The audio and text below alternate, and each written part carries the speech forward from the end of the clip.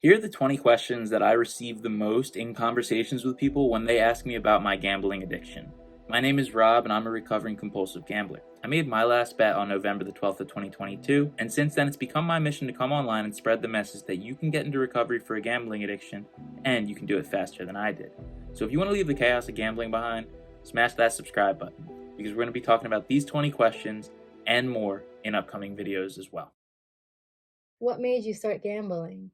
So I started gambling with daily fantasy sports contests when I was 18 years old. I figured that the more I knew about sports, the more money I could make gambling on it. So I took that passion for the Phillies and the Eagles, the Flyers and the Sixers, and I tried to translate that into a winning formula. But I would come to find out that the more you know about sports, it doesn't mean that you're going to make more money gambling on it because it's gambling and it's random. And every single bet, regardless of if it's a casino game or a sports bet, has a house edge to it. When did you realize you had a problem? I realized that I had a gambling problem really early on, but I didn't come to terms with it for probably 4 years. So, in the beginning, I was really excited about every single bet, and I knew I was overly emotionally invested and financially invested. But I ignored that fact for a very long time and continued to place bets and ride that roller coaster of ups and downs. It wasn't really until I had gone into debt for like the fourth or fifth time that I said, hey, maybe this is something that I should start to work on. And then I tried to quit dozens of times unsuccessfully, but I'm sure we're going to be diving into that a little bit later on in this video. What made you stop gambling? I decided that I was sick and tired of being sick and tired. I was spending all my days chasing after something I didn't even need and ending up in debt really fast. In one day, the last day that I was gambling, in 12 hours, I created enough debt that it was 5.5 months worth of double shifts just to pay it down. I didn't want to keep living my life like that, and I thought I have to change something or I'm always going to end up going back to this exact same scenario. Did you play online or in person? A lot of my gambling was done online, but I would go in person whenever I got the chance. The truth is that I would just go wherever I had the immediate access. So if I wasn't anywhere near a casino, it was no problem. I would do it online. But the fact that you can gamble from anywhere on earth really makes it dangerous because there's no downtime. You can gamble consistently whenever you get a rush, whenever you get the urge. You're already gambling within the first 30 seconds of feeling that. So, yeah, a lot of mine was done online. What made gambling so addictive? Gambling was so addictive for me because it gave me a really intense sense of competition and winning. You know, when you would win a bet, it was the best feeling in the world, especially if you weren't supposed to win that bet. And that kept me going back to it for a very long time. It was this idea that you could strike it rich while expressing how much skill you had at knowing what was going to happen in the next game. And it was really intoxicating for me. I kept going back to it because I really enjoyed the thrill. Why do you think you can't gamble normally but others can? It's interesting. There's the argument that it could be genetic, there's the argument it could be a result of your environment, but for me, I think it was coming back down to the very first time that I gambled. I won, and I was 18 years old, making 8.38 an hour working at an ice cream place, and I won a good amount of money for the time. Maybe we'll call it $100. And the idea that I could make that much money in just a short amount of time for me was really just insane. I could make more money sitting on my couch than I could working 8-hour shift scooping ice cream, working really hard. And this idea really messed up my understanding of time and money and hard work.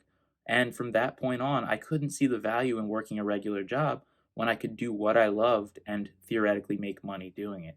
It wasn't until later that I realized that when you're risking money as your job, that's not sustainable. Can you still watch sports?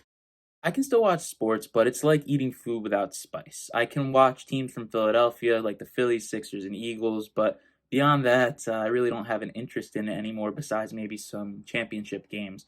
I can still appreciate like a high quality match, but I used to care about every match. It didn't matter if it was the Super Bowl or Bulgarian women's tennis at 3 a.m. It was thrilling to me because I had the chance to win money on it. So without that, I mean, I can watch the games that I care about, but I'm not as big of a sports fan as I thought. I was a big gambling fan. How can you be addicted to losing money? Yeah, it's an interesting question, right? Well, so it's not really about the money once you get to a certain point as a gambling addict. It's about continuing to keep the thrill going. So a lot of people that don't have this problem will think, what's wrong with that guy? He's so irresponsible. He's so stupid.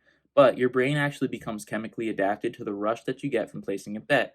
Dopamine fires off, and your brain actually rewires itself physically to crave that release. And that release only comes for you by gambling. So the same way that people get addicted to drinking or to drugs is what's happening with gambling.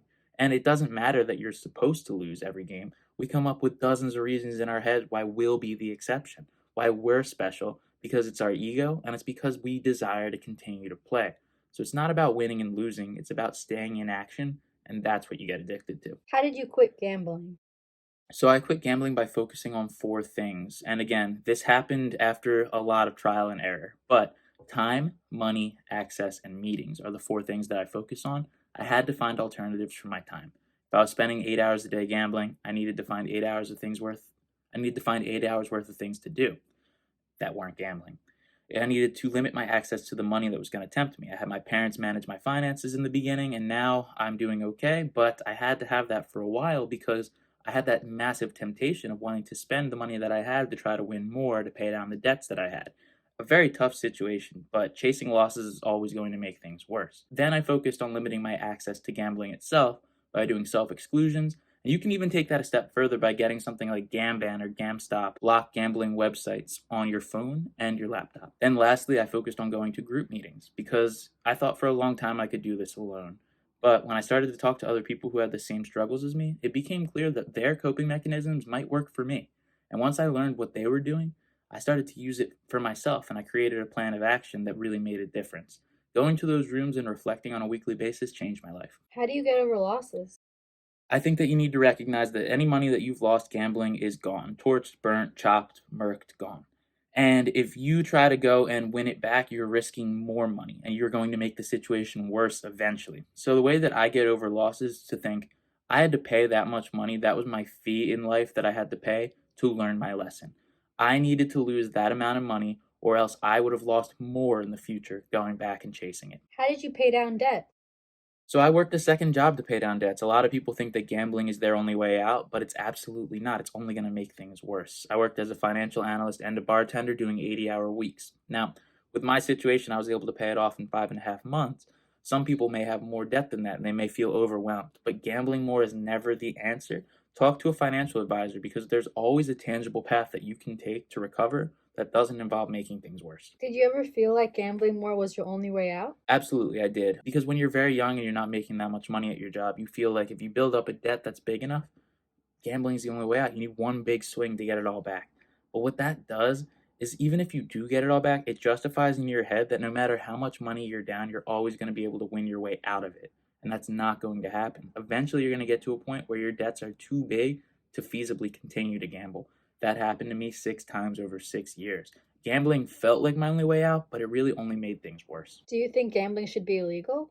It's an interesting question because there's certain groups that'll argue that gambling shouldn't be allowed in the United States or anywhere at all because it's naturally a predatory business. And while I see the light in that and I do agree with the messaging, I think that telling someone what to do, as I've come to find out by making content on social media, always tends to backfire. And so I don't know if it should be illegal per se, but there has to be some kind of guideline in place because right now advertising is running amok, people are getting addicted really fast and younger than ever before in a higher volume than ever before.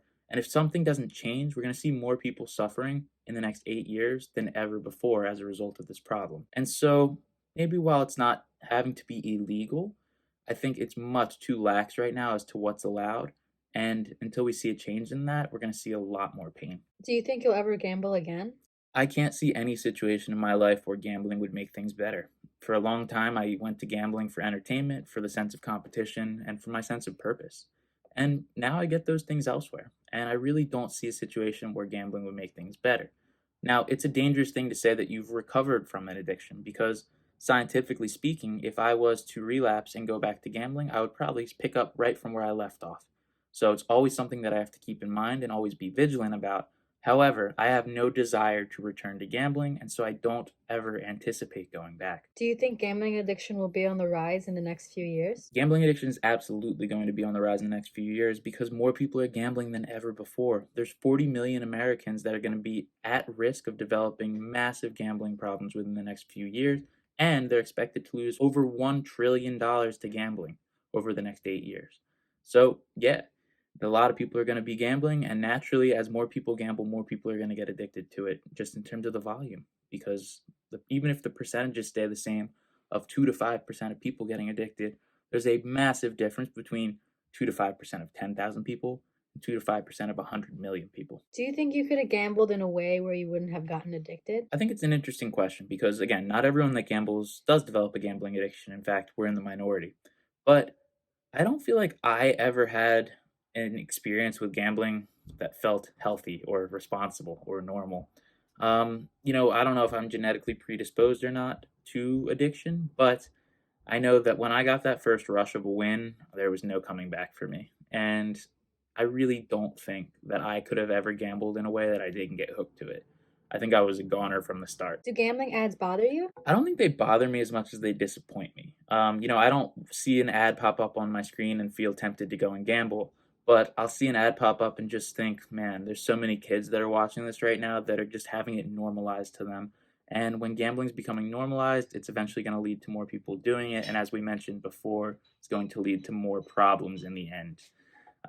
So it's not that it bothers me per se. It doesn't tempt me. It doesn't give me an urge, but it makes me fearful for other people who are earlier along in the process. Do you still get urges to gamble? The last time that I had a gambling urge was probably when the Eagles were in the Super Bowl, so I can confidently tell you, no, I haven't had one in a while. But again, when it comes to gambling urges, it's something that you always need to remain vigilant over because it could pop up at any time. And if you're looking for 10 effective tips to deal with gambling urges, I'm linking this video above for you to check out because I think that those 10 tips have really helped me in my recovery journey. If you could tell your 18-year-old self one thing, what would it be? If I could go back in time and tell myself one thing, it would be to know myself and be honest with myself. For a very long time, I knew that I had a problem and I ignored it. As I mentioned, it was probably about 4 years before I came to terms with it.